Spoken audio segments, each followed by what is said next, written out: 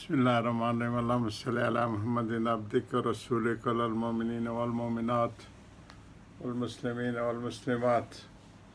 ईदुल अज़हा मुबारक। या रब्बी सल्लि व सल्लिम दाइमन अबदन अला हबीबिक खैर खल्क़ि कुल्लिहिम वल हबीबुल्लज़ी तुरजु शिफ़ाअत लिकुल्लि हौल मिनल्लाह व अली मुक्तहमी। पाकिस्तान में आज अल्हम्दुलिल्लाह ईद की नमाज की तौफ़ीक हुई। ये कुर्बानी के जानवर भी अल्हम्दुलिल्लाह कुर्बान किए गए, लोग कर रहे हैं, जारी है। तकबीरें भी पढ़ी गई, पढ़ रहे हैं। हरम मक्के में अयाम तशरीक है। 10, 11, 12 और 13 इसको अयाम तशरीक कहते हैं। इसमें रमी की जाती है। 10 को जो है वहाँ गुज़र चुकी है, जमरा उक़बा की जाती है। 11 और 12 को तीनों जमरात को की जाती है। जो रह जाते हैं तो 13 को भी करते हैं। अयाम तशरीक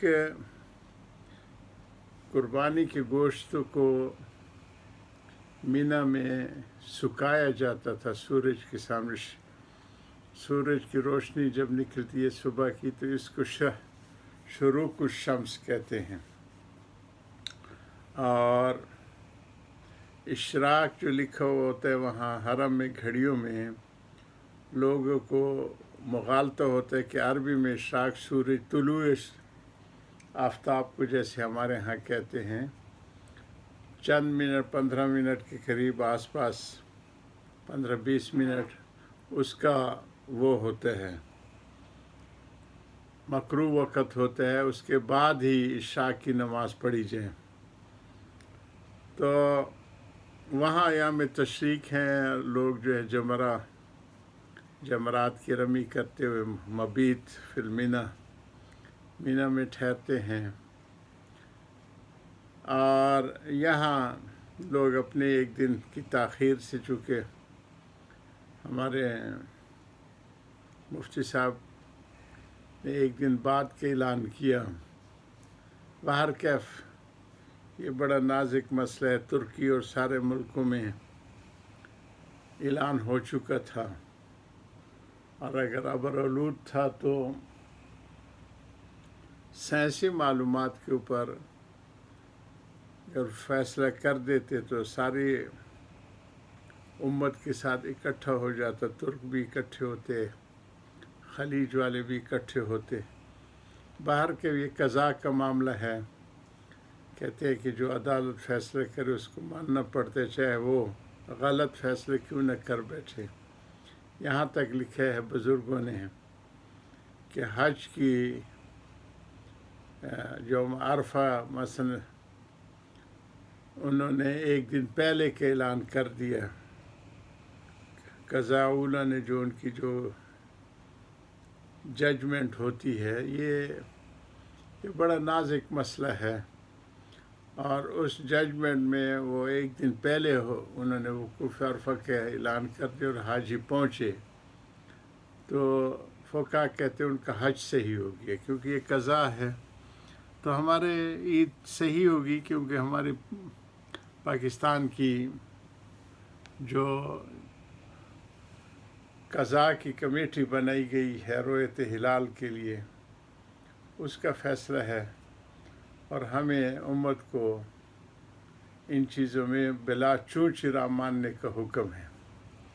बाहर के जो खुशनसीब लोगों ने कुर्बानी की, कुर्बानी माली इबादत में सबसे फिर अफजल कुर्बानी ही है। हज़रत सल्लल्लाहु अलैहि वसल्लम ने अपने हज में 63 ऊँट अपने हाथ से नहर किए हैं। ऊँट की कुर्बानी के तरीका को नहर कहते हैं। सूरह कौसर में इसी का ज़िक्र है। औज़ु बिल्लाहि मिनश शैतानिर रजीम, बिस्मिल्लाहिर रहमानिर रहीम। انا اعطینا کل کوثر فصلی لربک ونحر، نماز کے ساتھ ہی نہر کا ذکر ہے۔ تو اونٹوں کی قربانی حضرت صلی اللہ علیہ وسلم نے اور باقی 100 کے قریب اونٹ انہوں نے حضرت نے کیے تھے، باقی پھر حضرت علی کرم اللہ وجہہ اور ان حضرات سے کرائے گئے۔ تو یہ پسندیدہ عمل ہے۔ تو اونٹ کی قربانی کا طریقہ ایسے دیکھو، اس کو گھٹنے کو باندھ دیتے ہیں اکال سے، یہ جو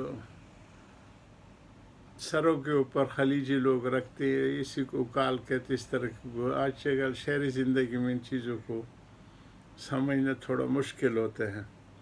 گول رسی ہوتی ہے جو بدو اس وقت یا ہمارے دیہاتی اونٹوں کو ایک جگہ کھڑے رہنے کے لیے ان کے پاؤں کو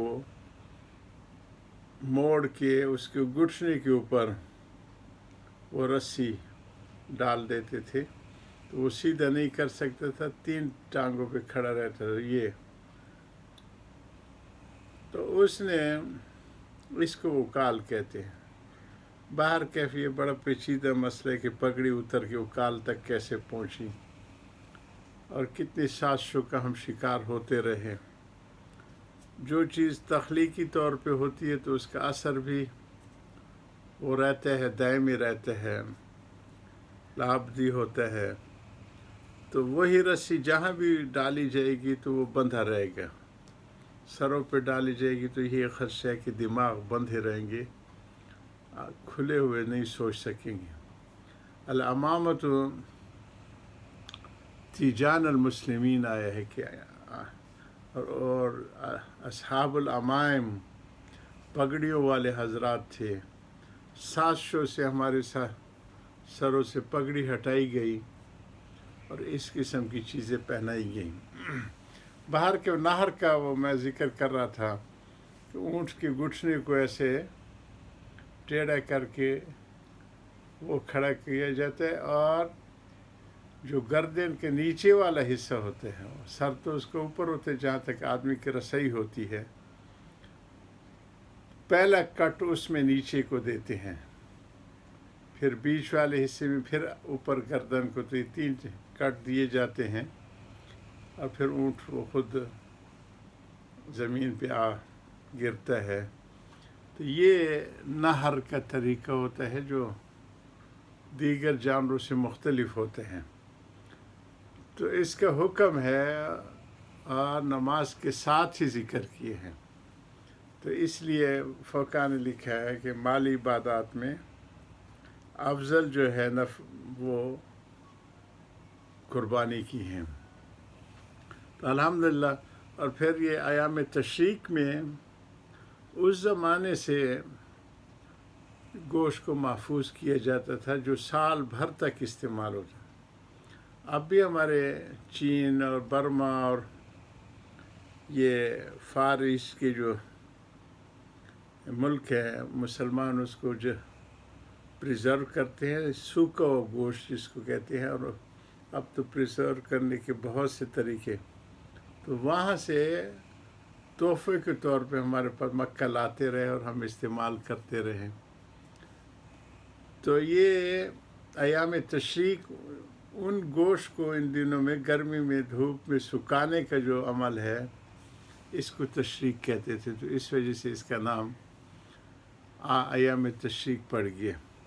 ان دنوں میں عمرہ کرنا ممنوع ہے، روزہ رکھنا بھی، یہ اکل و شرب کے دن ہیں کہ خود بھی کھائے دوسروں کو بھی کھلائے۔ ایک جگہ آتے حج کیا ہے، حج و عج و سج، کہ خون بہانا یہی قربانی کا، سمجھ آگے نہیں۔ دوسری جگہ ہے کہ سلام کرنا اور کھانا کھلانا۔ تو یہ ساری چیزیں چونکہ قربانی کے ساتھ اور ایام تشریق کے ساتھ جڑی ہوئی تھیں، اور یہاں ہمارے یہاں قربانی کے بھی ہیں، تو خود بھی کھائیں گوشت، سارا بھی کھا سکتے ہیں، اس کے 3 حصے بھی کر سکتے ہیں، تقسیم بھی کر سکتے ہیں۔ کل عام وانتم بخیر وعید السعید وآخر دعوانا الحمد للہ رب العالمین.